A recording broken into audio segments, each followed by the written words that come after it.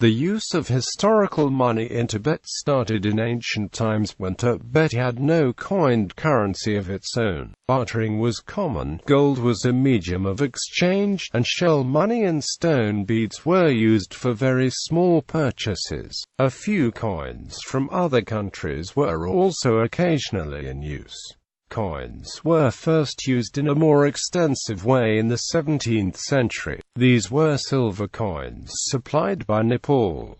There were, however, various difficulties with this system. In 1763/64 and 1785 the first silver coins were struck in Tibet. In 1792 the first mass-produced silver coins were created under joint Chinese and Tibetan authority. Coins bearing Tibetan inscriptions only were subsequently replaced by issues which had Chinese and Tibetan legends. This lasted until the 1830s.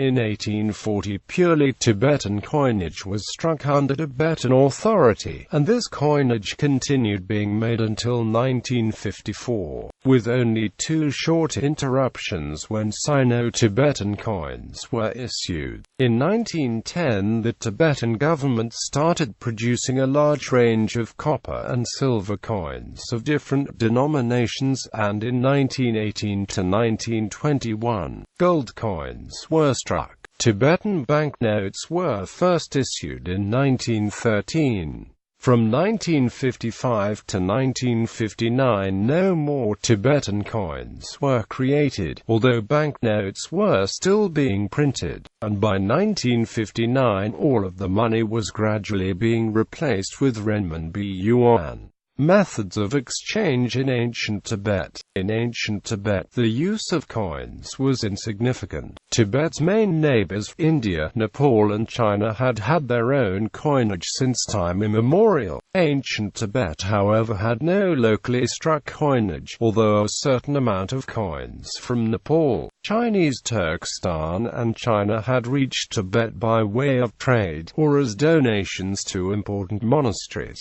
Some of these foreign coins may have entered circulation, but they did not develop into an important instrument for transactions in daily life, because most of the trade within Tibet and also the foreign trade were carried out via bartering. Tibet had the biggest trade volume with China, the main barter items being horses from northeastern Tibet which were traded for Chinese tea. Tibet also exported medicinal herbs, stag antlers, musk and gold to China, and apart from tea, the Tibetan traders imported silk cloth, porcelain and silver from China. The trade volume with Tibet's southern neighbors, India, Nepal and Bhutan, was much smaller. The Tibetan traders mainly exchanged salt and wool for grain with these countries. Traditionally 1 measure of salt was traded for 1 measure of grain at the border with Nepal and India. Other, less important export goods were yak tails, musk and live animals.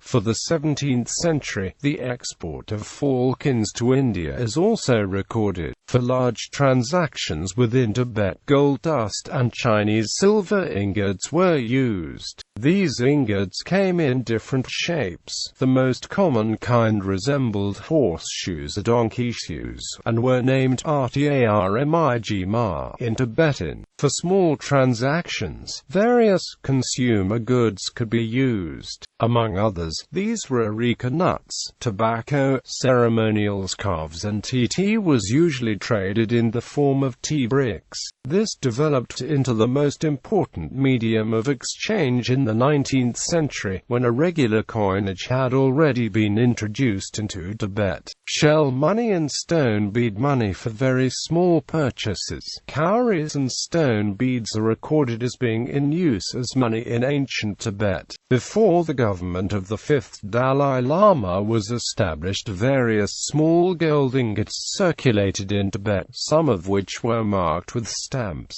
So far there exists no consent whether these pieces could be regarded as coins. We are well informed about this type of gold currency, which was called gold show, because officials of finance of the new Tibetan government received tax payments in the form of these small gold ingots. The officials had to convert these into the current monetary standard. In order to assess the fineness of these pieces, one used a standardized gold weight unit, which was referred to as SU. The following types of gold pieces are recorded in lists of the finance officials. Furthermore, pieces designated as sangsho are mentioned, but their gold weight is not specified. Lastly, a form of gold currency named sertum is mentioned, which had a gold weight of 2 suas.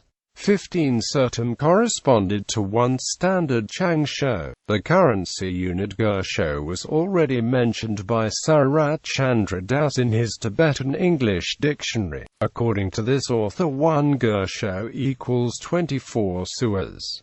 Silver ingots. Chinese silver ingots were used until the 20th century for larger transactions. They were referred to as rtarmig and normally weighed 50 tael, or 50 srang. There existed also silver ingots of smaller size, named jiagrmig and yet smaller ones, referred to as rarmig. In the early 20th century, the large ingots were worth about 60 to 70 Indian rupees. The ingots of medium size 12 to 14 rupees and the smallest ingots 2 to 3 rupees. British Indian authors occasionally refer to the silver bowls found in Tibet, some of which were imported from Kashgar, as jambus, an expression which derives from Chinese yuan bao coinage. Earliest coinage, 17th and 18th centuries. The first coinage which was extensively used in southern Tibet was silver coins,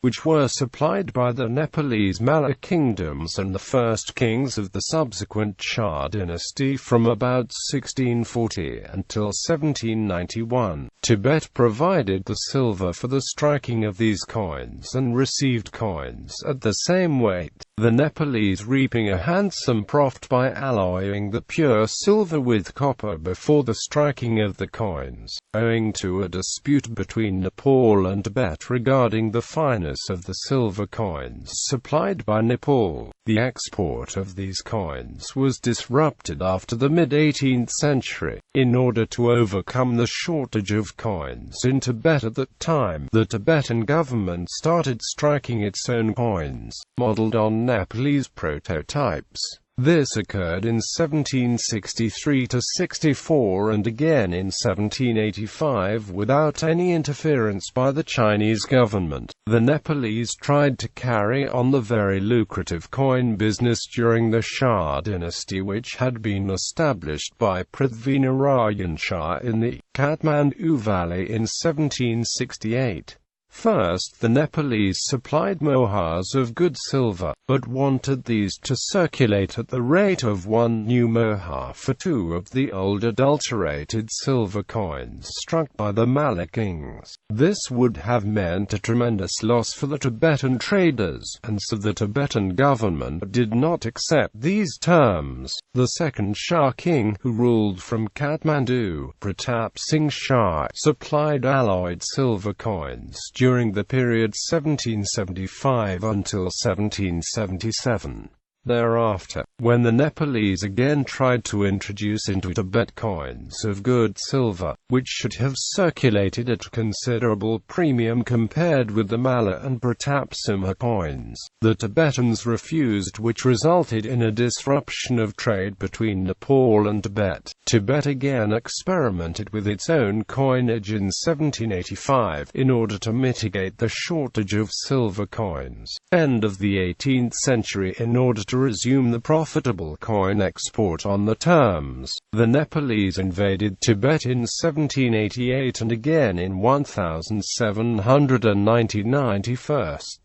When the Tibetan government turned to China for help, an imperial army was sent to Tibet. Together with the Tibetan army, they managed to drive out the Nepalese by the autumn of 1792. The Chinese took this opportunity to tighten the grip on Tibet, and issued an edict which, among other dispositions, stipulated the introduction of a new silver coinage, struck in the name of the Qianlong Emperor. In the same time, it was from now on forbidden to import silver coins from Nepal, in order to solve temporarily the shortage of coins in Tibet. When the Chinese army arrived in 1791, the Chinese had allowed the striking of the so-called Kongpa tankas, which were produced from alloyed silver and had a design copied from Nepalese prototypes. These tankas, which first were produced in the Kongpo province and later in Lhasa, were the first mass-produced silver coins of Tibet and had about the same weight as the Nepalese counterparts, i.e. about 5.2 grams. From 1793, new coins made from almost pure silver were struck in Lhasa. These had both Tibetan and Chinese inscriptions. Meanwhile, the striking of the Kongpa tankas continued through the year 1792 and in early 1793. Both types of coins were authorized by the Chinese, and struck under joint Chinese and Tibetan supervision, but they were not part of the Chinese currency system. His silver coinage was unknown in China during the 18th and early 19th century. In 1791 it was originally planned by the Chinese authorities to cast copper cash coins in Tibet. Had this plan been carried out, the Tibetan coinage could have become part of the Chinese currency system, but this plan was abandoned because it was found to be too expensive to transport copper from China to Tibet in order to cast cash coinage in Lhasa. Between 1791 and 1836, the Tibetan currency was largely decided on by the Chinese government in consultation with Tibetan authorities, and silver coins were struck to the show standard in the 58th, 59th and 60th year of Qianlong. A few silver coins were also struck in the 61st year of Qianlong, who had abdicated towards the end of his 60th year in power. By the time the news of his abdication reached Lhasa, some silver coins of the 61st year had already been struck and released for circulation. 19th century. Further Sino-Tibetan silver coins were struck in the first 6 years of the Jiaqing era, as well as during the 8th and 9th year and during the last 2 years of this reign, the 24th and 25th year. During the Duoguang era which followed, silver coins were struck only in the first 4 years of this era and in the 15th and 16th year. 1840 to 1954.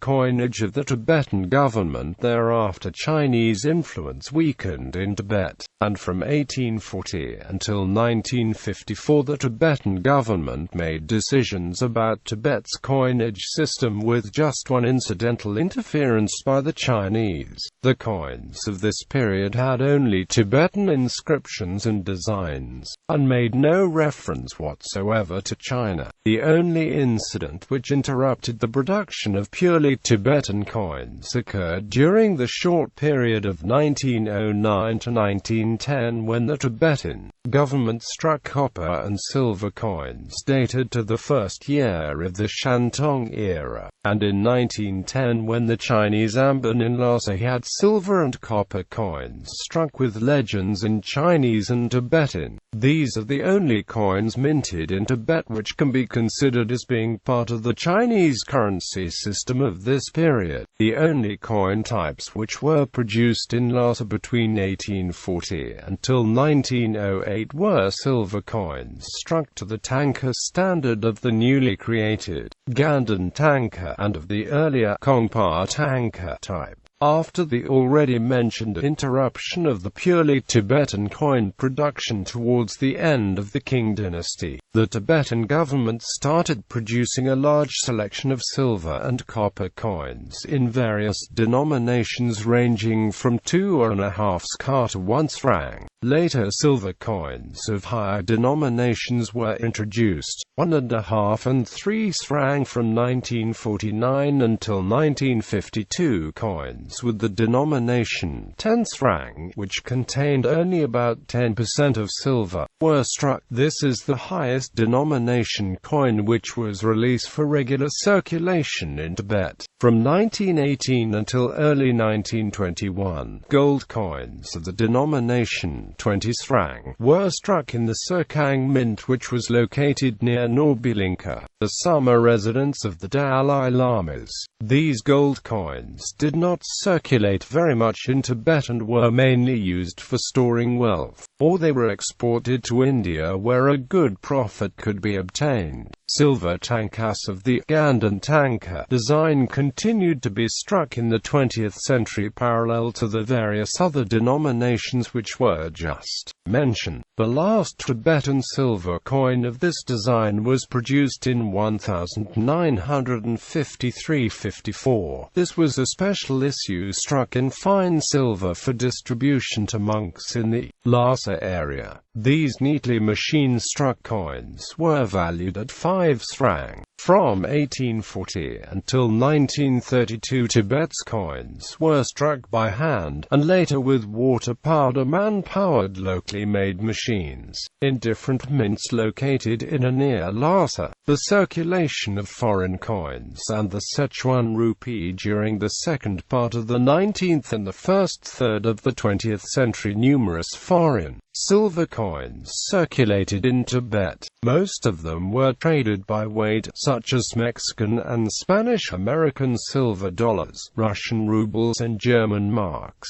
The exception were British Indian rupees, particularly the ones with the portrait of Queen Victoria, which widely circulated in Tibet and were mostly preferred to Tibetan coins. These rupees were of good silver and had a fixed value, exchanging for 3 tankas until about 1920, and in later years of the 20th century they considerably increased in value. The Chinese authorities saw the popularity of the Indian rupees among Tibetan traders with misgivings, and in 1902 started striking their own rupees, which were close copies of the Indian Victoria rupees, the portrait of the Queen being replaced by that of a Chinese mandarin, or, as most numismatists believe, of the Guangxu Emperor of China. The Chinese rupees were struck in Chengdu and, starting in the 1930s, also in Kangding, the former Tibeto-Chinese border town in western Sichuan. The first issues were of good silver and could gain a certain popularity among the Tibetans, but later issues, particularly the ones minted in Kangding, had a considerable amount of alloy, and were therefore not accepted by many traders.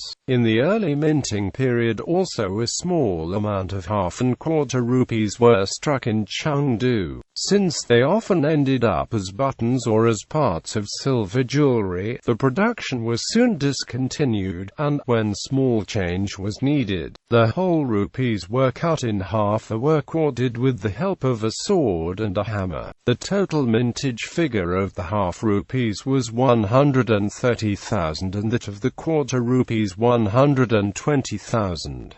It is estimated that between 25,500,000 and 27,500,000 Sichuan rupees were minted between 1902 and 1942. The Tibetan mints, among the most important mints in the early 20th century, were one known by the name Nepal, located in Shol, below the Patala Palace, and one located about 10 kilometers north-northeast of Lhasa in the Dode Valley. Another important mint was located in Trabshi. This mint was modernized in the early 1930s. All the machinery of the other mints was subsequently transferred to this establishment, which was operated as the only Tibetan government mint from 1932 onwards. It had the official name Trabshi Lotru Lekung. Nowadays the huge compound of the former mint is occupied by one of Lhasa's several prisons, known as Trabshi Prison. Furthermore, a mint named Gser Kang, located west of the Norbu Linker, was in operation in the 1920s for the striking of gold and copper coins. A mint referred to as Meki was located in the residence of the Chinese Amban and was perhaps used by the Chinese in 1910 to strike Sino-Tibetan coins. It was taken over by the Tibetan government after the forced departure of the last Amban in 1913, and coins were minted between 1914 and the early 1930s. An establishment located south of the Qichu near Lhasa, known as Tip Arsenal, is occasionally mentioned as mint, but there is no evidence that coins were struck there. A small factory destined for the production of copper blanks existed in the Chambi Valley about halfway between Yatung and the Tibeto-Sikkimese border. Its name was Norbu-Soki and it was operational between 1923 and 1928. The coins of the 18th and 19th century were struck by hand and those of the early 20th century by locally built, water and man-powered machines. For the 1920s, coins were struck by machines imported from England and from British India, first on an experimental basis in 1928 and 1929, and then on a large scale from 1932 to 1938, and again from 1946 to 1954. The electric power for these machines was supplied by a hydroelectric power plant in the Dode Valley which was set up between 1927 and 1928 with equipment which had been imported from England in 1924, 1955 to 1959. After the Battle of Chamdu in 1950–51, the renewed interference of the Chinese resulted in a situation where no more coins were struck. From 1955 and 1959, however, paper notes of 100 Srang were still printed.